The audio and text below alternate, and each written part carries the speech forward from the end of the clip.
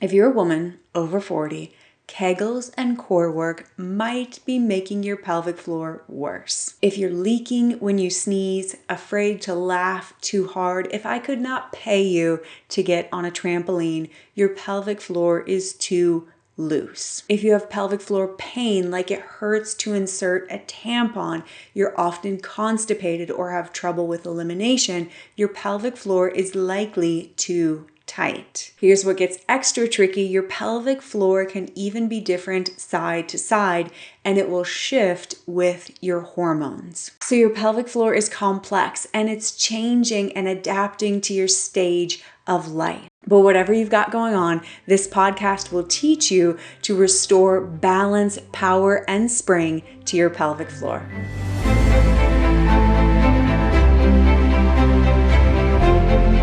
Here's the problem. You've probably been given information, cues, exercises for your pelvic floor.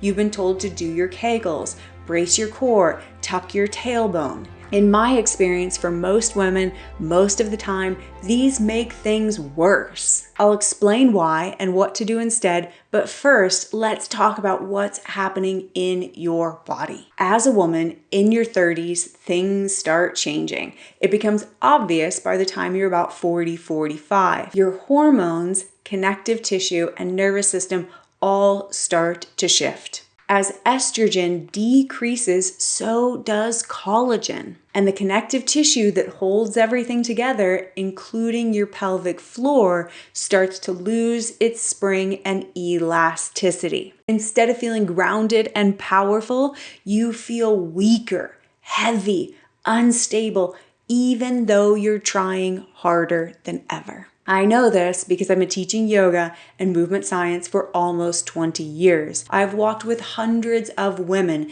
through perimenopause and menopause. The last 10 years, I've been going through this shift myself. But even before perimenopause, core was elusive to me.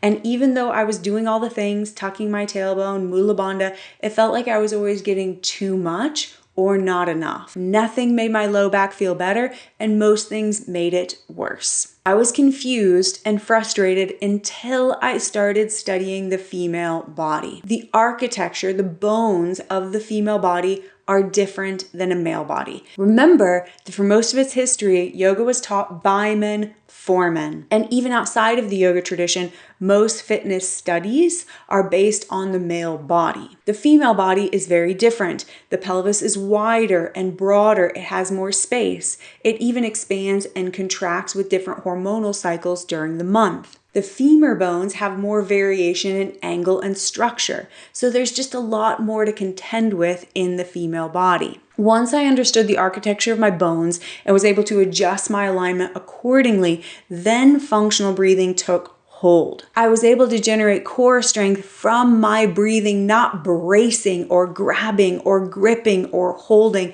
and this changed everything from my digestion to my nervous system to my SI instability, and my low back finally felt stable. So that's what you're going to get today. You're going to reclaim the power of your pelvic floor by stacking your bones, breathing fully, and restoring internal balance. By the end of this episode, you'll better understand the architecture of your body and be able to navigate alignment principles skillfully.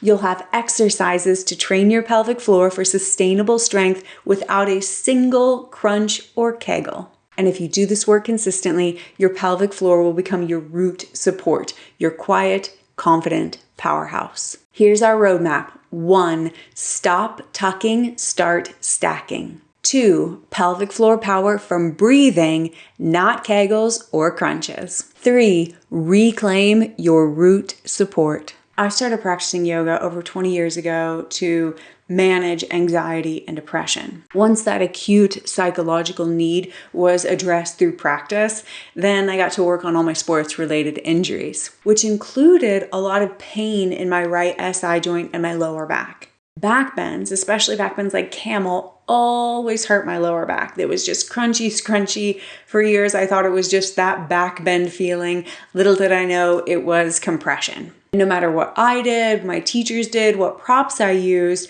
I almost always felt that pain and pinch in my lower back, especially during back bends.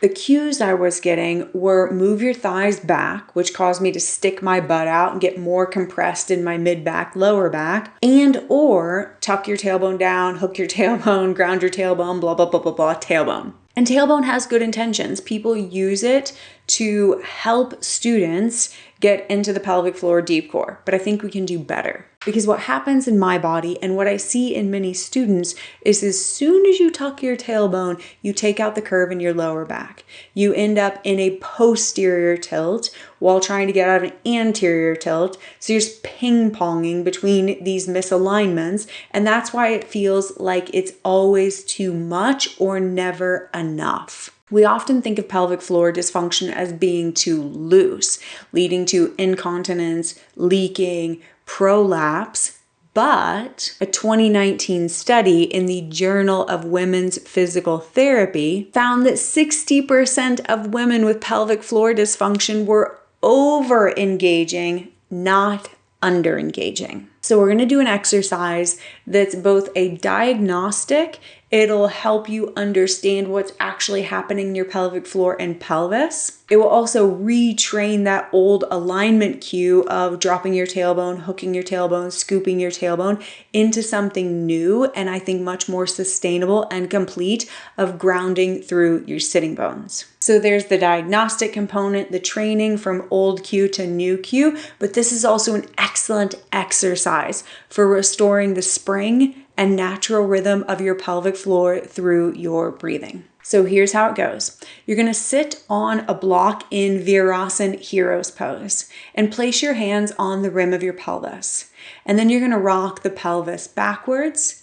That's tucking under. You'll feel the sitting bones curl forward. You're rounded in your lower back. And then rock the pelvis forward. So the sitting bones go backwards. You're going to get a curl in your lower back.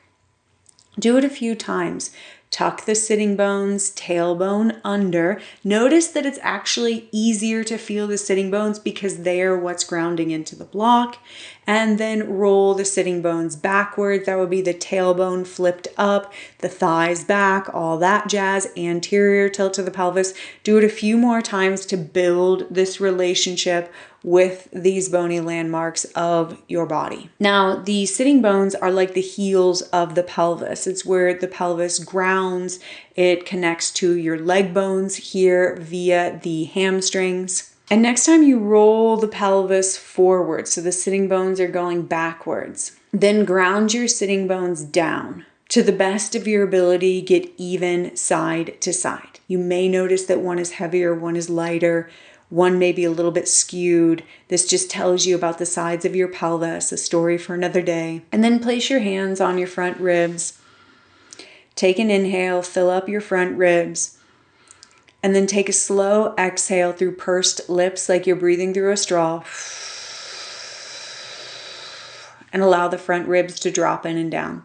Keep the front ribs in and down. And continue breathing functionally, which is driven by the diaphragm, in and out through the nose. Slow, soft, and subtle.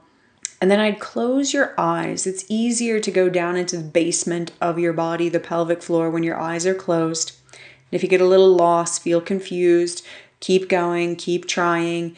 And if you can't get a sense of it at all, imagine it. Imagination is very powerful for waking up neural pathways in the body.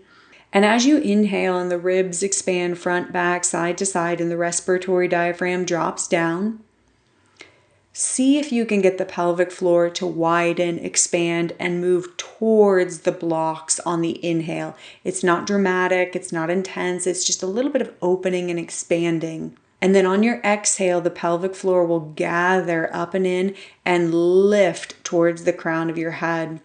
You might feel a light engagement at the low belly, maybe even the lower ribs, but don't over effort in the diaphragm rib region. Try to focus on the pelvic floor.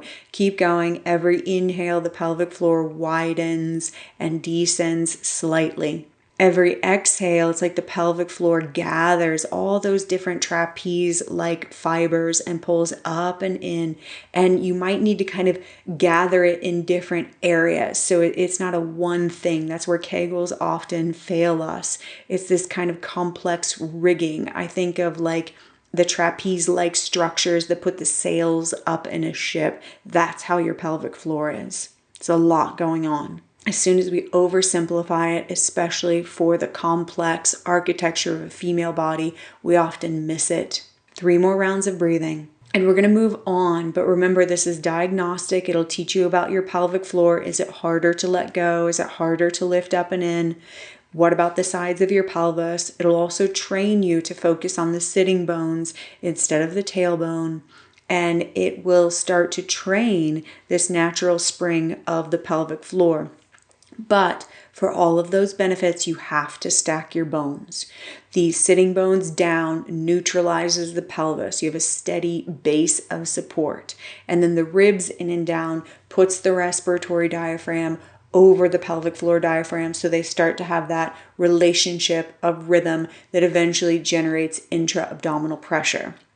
If you're stuck with your butt back or too much tucking under, or your ribs are forward, or you're excessively rounded in your upper back, you will not be able to get the stack that sets up the relationship that develops that rhythm of power and spring in your pelvic floor. So to wrap up, your pelvic floor power begins with stacking your bones. Part 2, pelvic floor power comes from breathing, not crunches or Kegels. I had a friend and student who was a birthing coach, and she would prepare women for labor, take them through labor, help them recover. One day we were talking and she said, yogis are the worst in labor. I was shocked. I thought with all the breathing, the mental training, the pelvic floor awareness, flexibility in the body, yogis would be birthing rock stars. What she said was, yes, the yogis were excellent at breathing. They were actually quite aware during the birthing process. But where they failed, what caused all the problems, was they could not let go of the pelvic floor. When they needed to release and relax most, they couldn't. They were gripping and pulling up because they've trained Mula Bandha for a decade or two. So they often ended up with birth complications, tears, or C-sections. This was a huge wake-up call for me and my teaching, because the yoga tradition emphasizes Mula Bandha, the lock or seal at the root, the mula. And yoga practitioners are taught to engage and never, ever, ever let go, which was what was happening in these birthing scenarios. But this leads to a pelvic floor that is too tight, and too tight is just as dysfunctional as too loose. Here's a metaphor. The functionality of my hand depends on my ability to open and close my fingers, this flex, this spring. If my fingers are locked loose, locked open, I lose functionality. But the same is true if my fingers are always in a clenched fist. I lose functionality, I lose dexterity. The same is true with your pelvic floor. If you're always gripping, pulling up, Mula Bandha forever and ever, amen,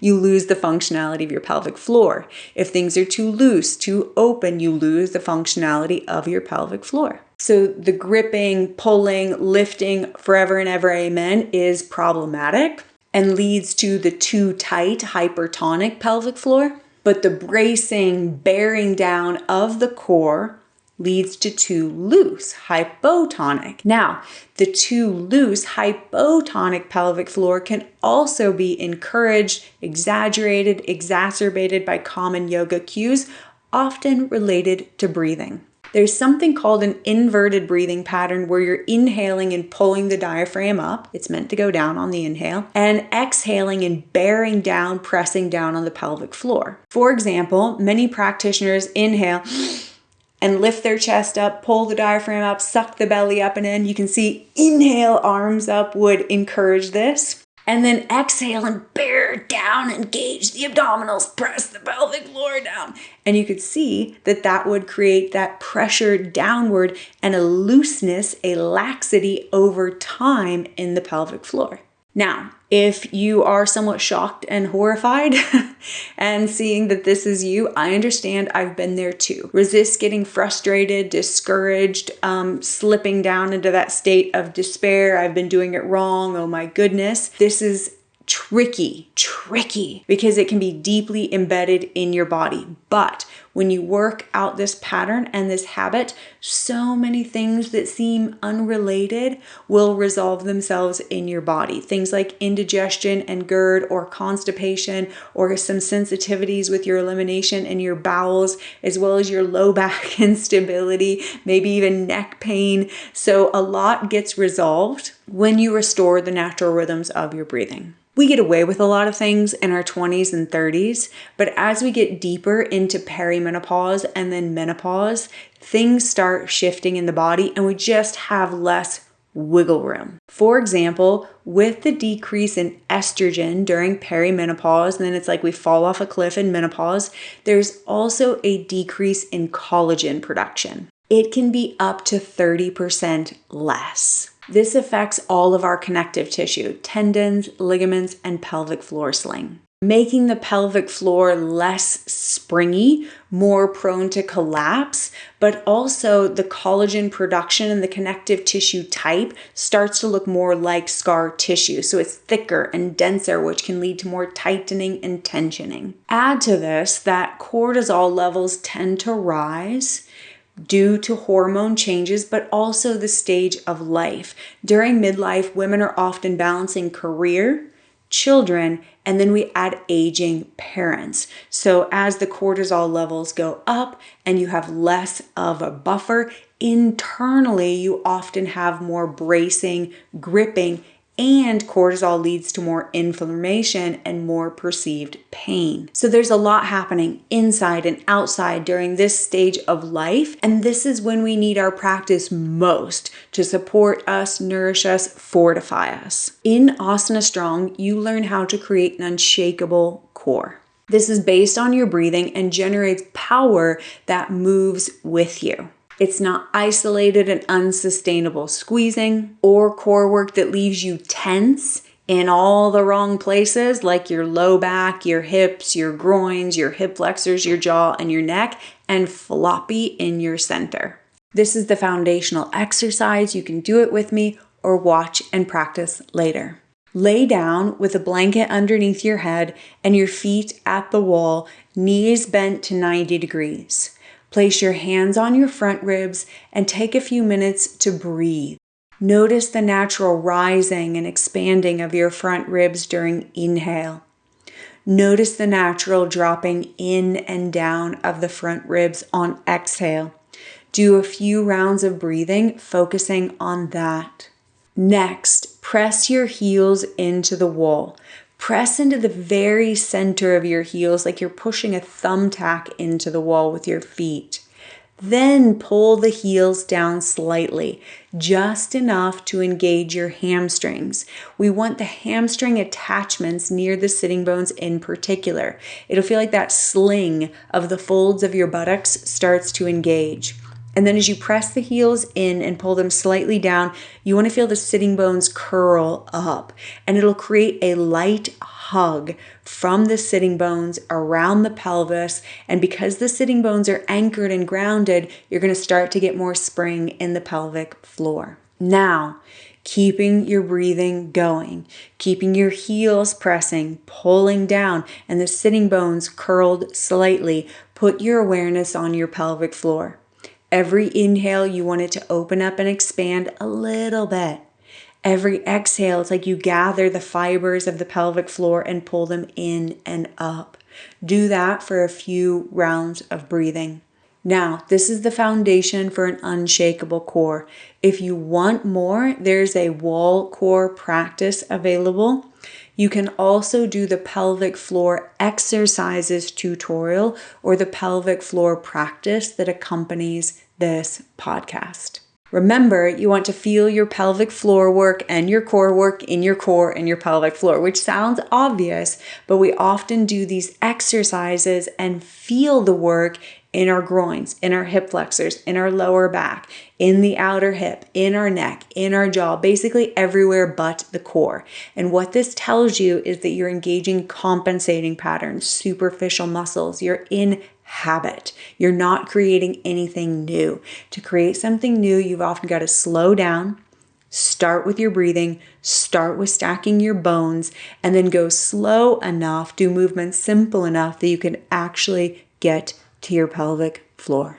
Part 3, reclaim your root support. In the yoga tradition, there's an energy center in your pelvic floor. It's called Muladhara, which means root support. And we want this part of the body to be just that, a root, an anchor, a place of stability and strength that's supporting us, that's fortifying us, helping us move forward with power. When we're not stacked in our bones, when the pelvis and the rib cage are misaligned and the respiratory diaphragm, pelvic floor diaphragm can't talk, there's this destabilization, not just in the bones, not just in the muscles, but actually with the pressure systems in the body. Here's what's interesting. When your body feels that instability, that lack of solidity, the pressure system's not quite right, it actually signals danger to your nervous system. But here's the good news. When you get your bones stacked, when you get respiratory diaphragm, pelvic floor diaphragm moving in rhythm, in tandem, then there's this pressure system. It's called intra-abdominal pressure that signals safety to the rest of the body. It's like, I'm held, I'm good, I'm supported. And what's so powerful is that you have generated this internal support for yourself. And midlife is a time when you need it most, when you're dancing with career and kids and aging parents. And sometimes all of that can feel like a tremendous burden. Imagine if you can generate your own internal support system. That is the promise of working with your pelvic floor, restoring the natural rhythms of your breathing, and aligning your bones for this whole system to take off on its own. So next, I'm going to show you 3 poses that you can do anytime, anywhere to reset your body and your nervous system. These 3 poses will ask you to stack your bones, get your breathing going, and then start to feel your power system come back online. But before we get to those, I want to unpack the timeline. How does this all work? When will you start to see progress? The first few weeks, expect to be confused and frustrated. You're literally going into the basement of your body. Not only will you need to sense new things, do new things, but you have to draw new mental maps from your brain to these deep, dark places in your body. When you're willing to do that, in about 2 to 4 weeks, you're going to have more sensitivity, more awareness of your pelvic floor. You'll feel more stable, more upright, more solid in your physical body, but also in your mind and your nervous system. If you keep going around weeks 4 to 6, we expect improvement in physiological symptoms. Your low back feels more stable. Your SI is going out less urgency, less incontinence, better digestion, better elimination. And then the benefits keep compounding. You'll feel more solid and stable in your physical body with everything you do, whether that's walking up hills, lifting suitcases, or kids, helping an aging parent. You'll also feel more strong and stable with your nervous system, more supported from the inside out, less prone to anxiety, fear, worry, or anger. This is not a quick fix. It is a long haul strategy and a maintenance plan. But here are 3 poses that'll help you reset on the regular. 1 is wall dog. You can put your hands on a wall, on a countertop, on the back of a chair, and you'll walk your feet out so your torso is parallel to the floor. Bend your knees to the best of your ability, align your pelvis and your rib cage. Ground through your sitting bones and your heels. Get that tone at the folds of the buttocks that tells you the hamstring attachments are engaged. The pelvis is stable, so now your pelvic floor has permission to move with the rhythms of your breathing and restore its natural power and spring. Stay in wall dog for 5 to 8 breaths, and then come back up to standing with strength in your legs, maintaining that alignment of rib cage and pelvis. And then you can go on with your day or do it 2 or 3 more times if you feel like you didn't quite get the alignment to sink in. 2, tiptoe pose. Put your hands on your low belly and you're going to float your heels up, not as high as they can go, maybe 2/3 of their maximum height. You want some heaviness in the heels to ground the sitting bones. To maintain balance, you'll need to get stacked, so this can make the stacking easier. And then you're lifting on the inhale, grounding down on the exhale. When you ground down on the exhale, resist rocking into your heels. Lower down with control to have that solidity and groundedness in your body. Number 3, Bandha breathing. You're going to take your arms up and around in a big circle. Fingertips touch at the top. Bring the hands down through the center of the body and press your hands down. And then the pelvic floor lifts up and in at the very bottom of your exhale. Again, inhale, arms up and around. You may have a little pause, almost like a hovering in the fullness of your breathing at the top. And then exhale, you press the hands down. It's like you're pressing the breath out. And then you can hover at the bottom of your exhale. This is a very powerful place to get more lift in the pelvic floor and lift that has that natural rhythm of spring and release. Keep going. A few more. Inhale, arms go up and around. Fingertips touch and you pause. And then exhale, bring the hands down as you press the hands down. It's almost like a plunger and the pelvic floor lifts up and in. You can do that many times. It's a wonderful, wonderful and powerful reset for the body, the mind, and the nervous system. So let's wrap up. To reclaim and restore your pelvic floor power, start stacking, stop tucking. Find your core strength from your breathing, not from crunches or from Kegels. Restore your root support. When you have that pressurized system that comes from stacking and breathing, not only will your body feel more stable, but your nervous system will too. You can become that calm, graceful version of you. If you want more, there's a video with pelvic floor exercises and also a pelvic floor practice. For more insight on practicing yoga over 40, check out the Yoga Over 40 playlist. If you want one-to-one attention and to personalize this information for your body, your practice, I take 2 clients every quarter. Use the link below to schedule a call. Thank you for being here. Thank you for listening and learning. If you have questions, comments, I love to hear from you. Drop them below. Thank you.